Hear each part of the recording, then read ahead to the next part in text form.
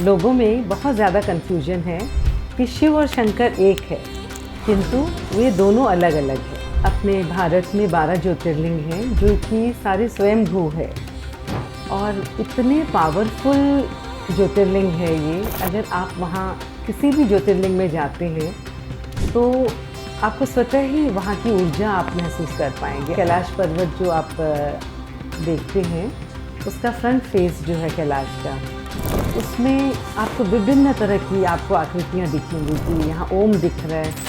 ये बहुत ही हैरानी वाली बात है कि कहाँ से वो जो राक्षस ताल है वहाँ पे कोई ऊर्जा नहीं है, कोई जीवन नहीं है वहाँ पे और बहुत ही नकारात्मकता है। रावण जो थे बहुत ही विद्वान थे और शिव भक्त थे। रावण ने बहुत घनघोर तपस्या की शिव को पाने के लिए, और शिव तो इतने भोले हैं, कोई भी थोड़ा सा एक लोटा जल भी चढ़ा देता है तो वो भी प्रसन्न हो जाते हैं।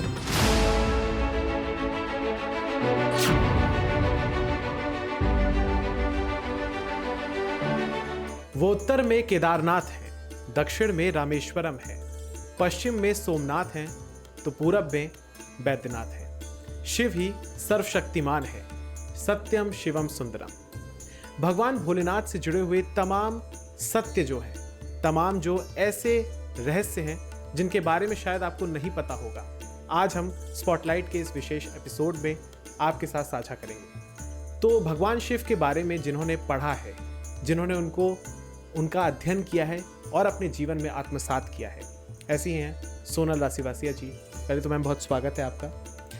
तो आज सोनल मैम से जानेंगे कि किस तरीके से भगवान शिव को लेकर जो अलग अलग प्रकार के तथ्य हैं और जिस तरीके से उन्होंने अपने जीवन में 12 ज्योतिर्लिंगों की यात्रा की, 3 कैलाश की यात्रा की, कैसा उनका यात्रा का अनुभव रहा, सब कुछ जानेंगे। तो पहले तो मैम सबसे पहले आपका बहुत स्वागत है हमारे इस विशेष कार्यक्रम में। और भगवान शिव को लेकर जब भी बात आती है तो बहुत सारे लोगों के मन में एक आप कह सकते हैं कि कन्फ्यूजन भी रहता है शिव और शंकर को लेकर। शिव और शंकर में क्या कोई अंतर है, और अगर है तो प्लीज़ विस्तार से बताइए। बहुत बहुत धन्यवाद स्वप्निल, आपने मुझे आज यहाँ पे बुलाया और मेरा बहुत ही बड़ा सौभाग्य है कि मैं भगवान शिव के ऊपर, शंकर के ऊपर कुछ कह पाऊँ। और ये बहुत ही दुर्लभ है कि मैं इतनी छोटी अपनी वाणी से इनके बारे में, मैं जो कि सर्वशक्तिमान है और आदि अनंत है शिव, उनके बारे में कुछ बोल पाऊँ। लोगों में बहुत ज़्यादा कन्फ्यूजन है कि शिव और शंकर एक है, किंतु वे दोनों अलग अलग हैं। शिव पुराण के अनुसार सबसे पहले एक प्रकाश पुंज की उत्पत्ति हुई थी और उसी से ब्रह्मा जी और विष्णु जी की भी उत्पत्ति हुई। तो ब्रह्मा जी ने प्रकाश पुंज को पूछा कि आप कौन हैं? तो आवाज़ आई कि मैं शिव हूँ। तो उन्होंने कहा कि आप अपना आकार, आपकी आकृति क्या है, आप दिखाएं कि आप क्या हैं। तो उस वक्त जो है शिवलिंग की उत्पत्ति हुई। तो शिव जो है निराकार रूप है, शंकर साकार रूप है। शिव जो है ज्योतिर्लिंग में ज्योति से उत्पन्न हुए थे, तो वो ज्योतिर्लिंग के रूप में स्थापित है। शंकर जो है महादेव, आप कैलाश जाएं, कहीं पे भी जाएं, देखेंगे उनकी प्रॉपर एक आकृति है, वो शंकर रूप है। तो मैम आपने 12 ज्योतिर्लिंगों की भी यात्रा की है, दर्शन किए भोलेनाथ के अलग अलग स्वरूप की, अपने उस अनुभव को भी बताइए। और वहाँ पर जाके जो हम कहते हैं ना सकारात्मक ऊर्जा, उसको आपने किस तरीके से महसूस किया, पूरा अनुभव बताइए। अपने भारत में 12 ज्योतिर्लिंग हैं जो कि सारे स्वयंभू है और इतने पावरफुल ज्योतिर्लिंग है ये। अगर आप वहाँ किसी भी ज्योतिर्लिंग में जाते हैं तो आपको स्वतः ही वहाँ की ऊर्जा आप महसूस कर पाएंगे, आपको बोलने की ज़रूरत नहीं है। वो इतनी ज़्यादा ऊर्जावान है वहाँ पे, इतनी सकारात्मकता है कि आपको जाके मन करेगा कि वहीं बैठे रहें। बहुत अद्भुत सकारात्मकता है वहाँ पे। और मेरा बहुत ही बड़ा सौभाग्य रहा कि महादेव की कृपा से 12 ज्योतिर्लिंग के दर्शन करने का सौभाग्य मिला मुझे। और ये बिना उनकी कृपा से तो नहीं संभव था। और अद्भुत दर्शन, अद्भुत। मुझे लग रहा है कि मैं खुद भी वहीं खो गई हूँ मैं बता ही नहीं पा रही हूँ।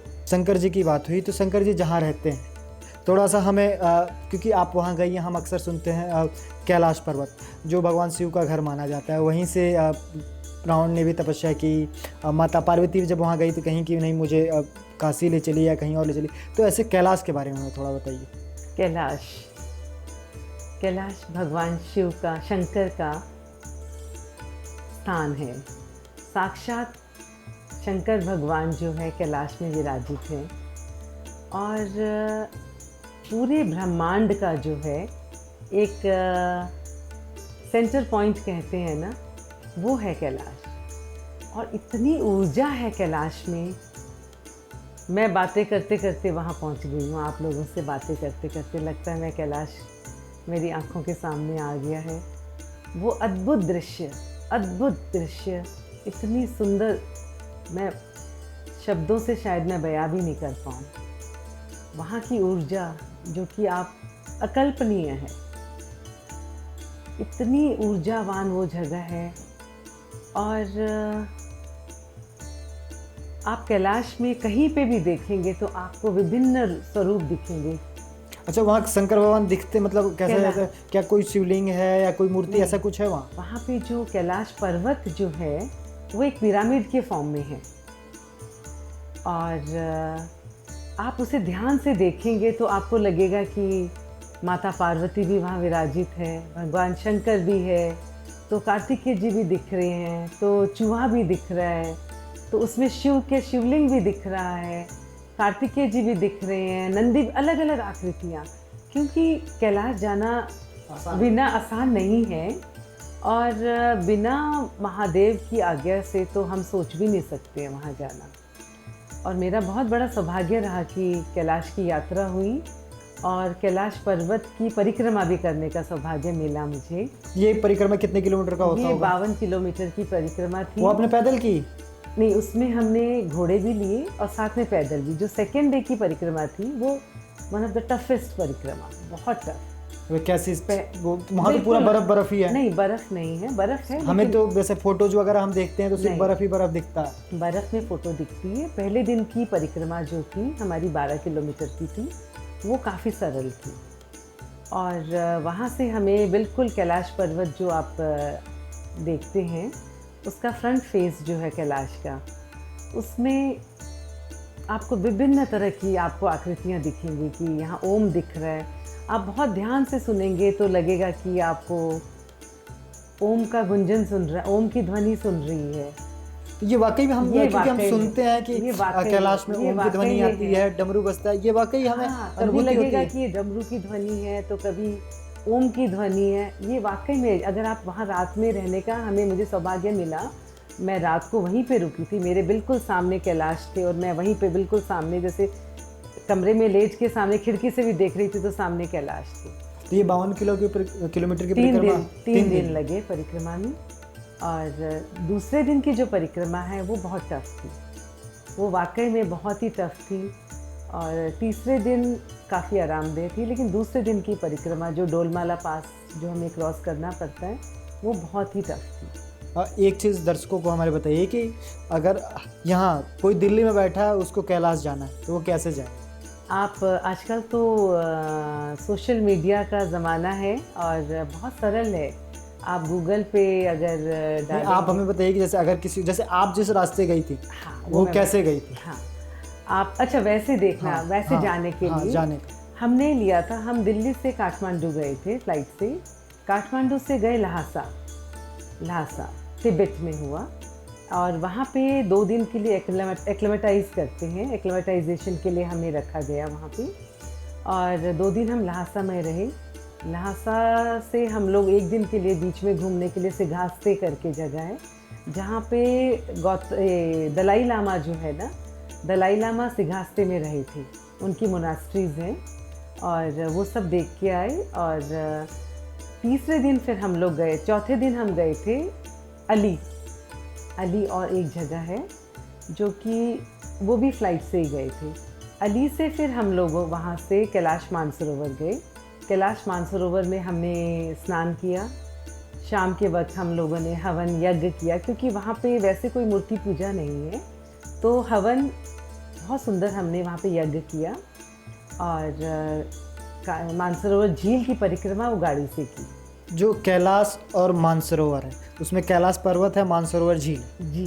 तो कोई एक और झील की भी चर्चा होती है? वहाँ पे एक तो है मानसरोवर झील और एक है राक्षस ताल। जैसे मानसरोवर झील जो है वो बिल्कुल जैसे क्षीर सागर कहते हैं ना, जहाँ भगवान विष्णु भी कहते हैं कि वहाँ पे विश्राम करते हैं, और सारे देवी देवता वहाँ पे स्नान करने आते हैं। और रात के समय में अगर आप वहाँ पे देखेंगे तो ऐसे महसूस होगा आपको कि आसमान से जो है तारे जो हैं डुबकी लगा रहे हैं झील में आके। अद्भुत नज़ारा होता है, देखने लायक। और मैं 2016 में गई थी, हमने वहाँ स्नान भी किया, वहाँ से जल भी लेके आए हम, और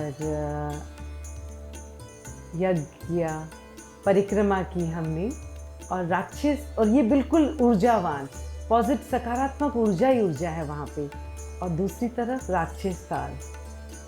और ये बहुत ही हैरानी वाली बात है कि कहाँ से वो जो राक्षस ताल है, वहाँ पे कोई ऊर्जा नहीं है, कोई जीवन नहीं है वहाँ पे, और बहुत ही नकारात्मकता है वहाँ पे, और वहाँ का जल कोई स्पर्श भी नहीं करता है। राक्षस ताल और कहाँ से आता है ये भी नहीं पता है। मतलब अभी भी रहस्यमयी है ये चीज़ कि वो जल कहाँ से आता है। जबकि कैलाश से जो है 3 नदियाँ निकलती है। कैलाश जो है हिंदू धर्म वाले तो मानते ही हैं, साथ में बौद्ध भी बहुत मानते हैं, बुद्धिस्ट भी जो है कैलाश को बुद्धिज़्म, जैनिज़्म और हिंदुइज़्म सभी मानते हैं। जैनों के भी जो है ऋषभ देव जी जो तीर्थंकर थे, उन्होंने वहाँ पे निर्वाण प्राप्त किया था। और सिखों के गुरु नानक देव जी ने भी वहाँ पे तपस्या की थी, ये भी कहने में आता है। मैम, जैसे आपने बताया कि हम जब भी किसी तीर्थ स्थल पे जाते हैं तो वहाँ से जल लेके आते हैं, पर कहते हैं बनारस जाओ तो कभी जल नहीं लेकर आते, ऐसा क्यों? बनारस में जो है ना कि पहले के समय में ये आता था कि जब कोई परिवार में वृद्ध हो जाता था तो ये होता था कि मोक्ष प्राप्त के लिए बनारस जाना है, वहीं पे बनारस के घाट में रह के भजन करना है, अपना जो है तपस्या करनी है, और वहीं पे अपना शरीर को त्याग देना है। और जैसे ही शरीर त्याग हो जाता था तो वहीं पे उनको मणिकर्णिका घाट है, वहाँ पे अग्निदाह होने के बाद और वो उनको विसर्जित कर देते थे बनारस की घाट में, नदी में। तो तभी से ये मान्यता है कि वहाँ का जल नहीं लेके आते। ये चीज़ हरिद्वार में भी होती है, लेकिन हरिद्वार के लिए ये चीज़ मान्यता नहीं। मैम, हमने ये भी सुना है कि रावण ने भी कैलाश पर्वत में जाकर के वहाँ पे तप किया था, शिव जी को बहुत ज़्यादा मानते थे वो, तो हमें उस कहानी के बारे में कुछ बताइए। और हमने ये भी सुना है कि रावण ने एक शिव तांडव भी लिखा था जिसकी ऊर्जा बहुत ज़्यादा है। रावण जो थे बहुत ही विद्वान थे और शिव भक्त थे। रावण ने बहुत घनघोर तपस्या की शिव को पाने के लिए, और शिव तो इतने भोले हैं, कोई भी थोड़ा सा एक लोटा जल भी चढ़ा देता है तो वो प्रसन्न हो जाते हैं। शिव के लिए तो बोलने में ही आता है। और रावण ने कैलाश मानसरोवर कैलाश पर्वत पे जाके जो है शिव के लिए बहुत तपस्या की, और उनको प्रसन्न करने के लिए तांडव स्तोत्र की रचना की। और जब रावण ने तांडव स्तोत्र सुनाया तो शंकर भगवान प्रकट हुए और उन्होंने उनको मनवांछित वर भी दिया, और जिसमें आप सभी को पता ही है कि उन्होंने शिव को ही मांग लिया था। मैम, आप हमें वो श्लोक थोड़ा गाकर सुनाइए। तांडव जी तांडव जी। जटाटवी गलज्वल प्रवाह पावितस्थले गलेव लंब लंबितम भुजंग तुंग मालिकाम डमर डमर डमर डमर निनादव डमर वयम चकार चंद्र तांडव तमोतु न शिवो शिवम जटाकटाह संभ्रम भमन्निलिम्प निर्झरी विलोल वीचिवल्लरी विराजमान मूर्धनि धगत धगत धगत ज्वलल्ललाट पट्ट पावके किशोर चंद्र शेखरे रति प्रतीक्षणम मम मैम, अमरनाथ की यात्रा अब स्टार्ट होने वाली है, तो आप अमरनाथ की भव्यता के बारे में कुछ कहना चाहेंगे? बहुत सुंदर वहाँ का मैं वर्णन करूँ ना कि बाकी जगह तो ज्योतिर्लिंग के रूप में शिव जी विराजित होते हैं। हम अगर किसी ज्योतिर्लिंग के दर्शन करने जाते हैं, और बाबा अमरनाथ की यात्रा में जो गुफा के अंदर है वहाँ बर्फ़ से बने हुए हैं शिवलिंग। माता पार्वती भी बर्फ़ से बनी हुई है, गणपति और कार्तिकेय जी भी सभी बर्फ़ से बने हुए हैं और बहुत सुंदर। मतलब बिल्कुल आप वो शेप ऐसे लगेगा कि साक्षात गणपति बैठे हुए हैं या माता पार्वती बैठी हुई है। और इस यहाँ की मान्यता है कि भगवान शंकर ने पार्वती जी को अमरनाथ जी की कथा सुनाई थी उसी गुफा में बैठ के। अमरनाथ कौन है? भगवान शिव। किसने सुनाई? भगवान शंकर ने। किसको सुनाई? पार्वती जी को सुनाई। और इसका मतलब यही हुआ ना कि शंकर भगवान भी शिव जी के भक्त थे। और ब्रह्मा विष्णु महेश है ना, सारे सभी शिव शिव शिव से उत्पन्न हुए हैं, क्योंकि वो जो ज्योति है, दिव्य ज्योति थी, प्रकाश पुंज, उससे उत्पन्न हुए हैं। अगर हम शिव जी भगवान की आरती भी गाते हैं ना, ओम जय शिव ओमकारा, उसमें भी आता है कि ब्रह्मा विष्णु सदाशिव जानत अविवेका, ये तीनों एका।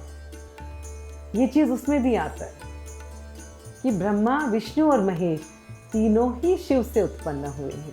मैम, मेरा जो प्रश्न है वो पाताल लोक से संबंधित है कि अभी हमने देवलोक की बहुत सारी बातें करी हैं, तो कहा जाता है कि पृथ्वी में भी कहीं पे पाताल लोक है, तो आप उसके बारे में कुछ बताना चाहेंगे? बिल्कुल बताना चाहूँगी, आपने बहुत सुंदर प्रश्न किया।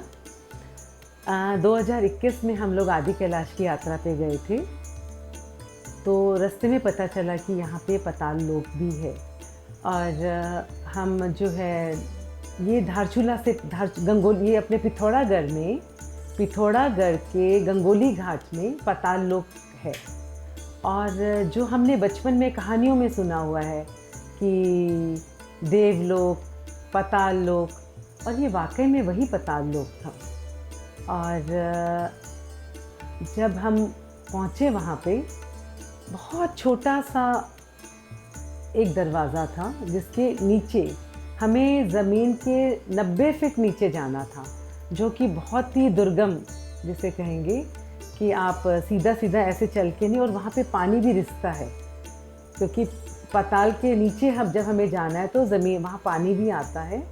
और कहीं पे बैठ के, कहीं पे पसर के, कहीं पे लेट के, कहीं पे टेढ़ा हो के, कहीं पे उल्टा हो के, इस तरह से वहाँ नीचे जाना मतलब बहुत कठिन था। और नीचे जाके थोड़ा ऑक्सीजन की भी कमी हो जाती है, क्योंकि 90 फीट काफ़ी होता है।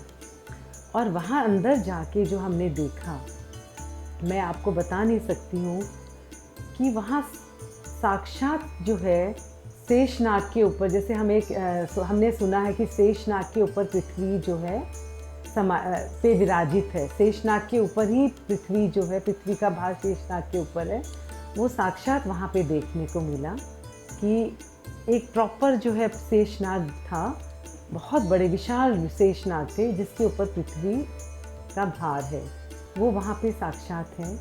और वो गुफा बहुत ही अंदर फैलाव में, बहुत बड़ी, काफ़ी डीप गुफा थी।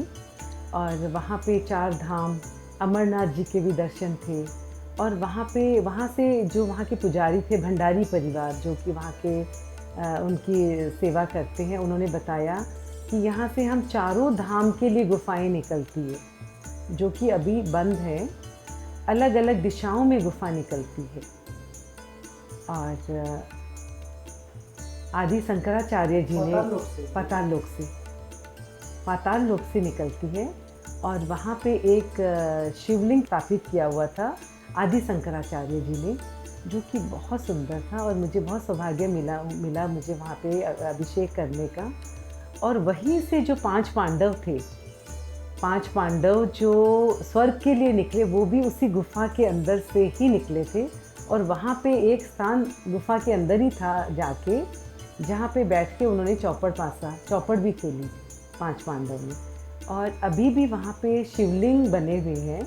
और मान्यता ये है कि वहाँ पे एक शिवलिंग है कहते हैं कि अगर इसकी ये वो धीरे धीरे बढ़ रहा है और जिस दिन वो शिवलिंग वहाँ की दीवार जो बनी हुई है गुफा उसको अगर टच कर जाएगा तो कहते हैं कि पूरी पृथ्वी का संहार हो जाएगा, प्रलय आ जाएगी। ये मान्यता है वहाँ पे।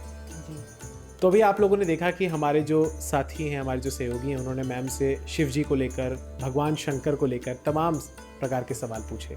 मैम, एक मेरा भी निजी प्रश्न है, थोड़ी जिज्ञासा भी है, क्योंकि 12 ज्योतिर्लिंग हैं और अभी सौभाग्य से मुझे केवल एक ही ज्योतिर्लिंग के दर्शन हो पाए हैं, लेकिन आपने, मैं कह सकता हूँ कि आप सौभाग्यशाली लोगों में से एक हैं जिन्होंने 12 ज्योतिर्लिंगों के दर्शन किए हैं। तो कैसा अनुभव रहा और आपने वहाँ पर क्या क्या देखा, क्या क्या सीखा, पूरा बताइए आप। जो 12 ज्योतिर्लिंग हैं वहाँ साक्षात भगवान शिव विराजित हैं और इतने ऊर्जा का भंडार जिसे कहेंगे ना, आप किसी भी ज्योतिर्लिंग में जाएंगे तो इतनी ऊर्जा है वहाँ पे, इतनी ऊर्जा है। और वहाँ पे पूरे दिन जो है जल अभिषेक हो रहा है, दूध चढ़ रहा है, क्योंकि बहुत पावरफुल है वो। और इसके साइंटिफिक रीज़न भी है कि उसके ऊपर जो दूध चढ़ रहा है, जल चढ़ रही है, बेलपत्र चढ़ रहा है, भांग धतूरे चढ़ रहे हैं, तो वो सब ऐसे ही नहीं चढ़ रहे हैं। इन सब के पीछे वजह है कि उनको शांत, थोड़ा ठंडक प्रदान करने के लिए, क्योंकि उनका ऊर्जा इतनी स्ट्रॉन्ग ऊर्जा है। और तभी आपने सुना होगा कभी भी कि शिव जी की जलेरी, जहाँ से शिव निकासित निकलता है, उसको क्रॉस नहीं करना होता, क्योंकि उसकी ऊर्जा इतनी स्ट्रॉन्ग होती है कि उसको अपने ऊपर से लांघना नहीं चाहिए। और जो ये जल निकलता है तो नदियों में और तालाबों में ट्रांसफ़र कर दिया जाता है इनका, क्योंकि इसके बहुत फ़ायदे भी हैं। जब वो वहाँ पे जाके मिलता है, नदियों से जब आपस में मिलते हैं तो उससे आपको एनर्जी भी मिलती है। जो पानी अलग अलग जगह जाता है, खेतों में जाता है, अलग अलग जाता है, तो उससे उसके बेनिफिट्स भी बहुत हैं।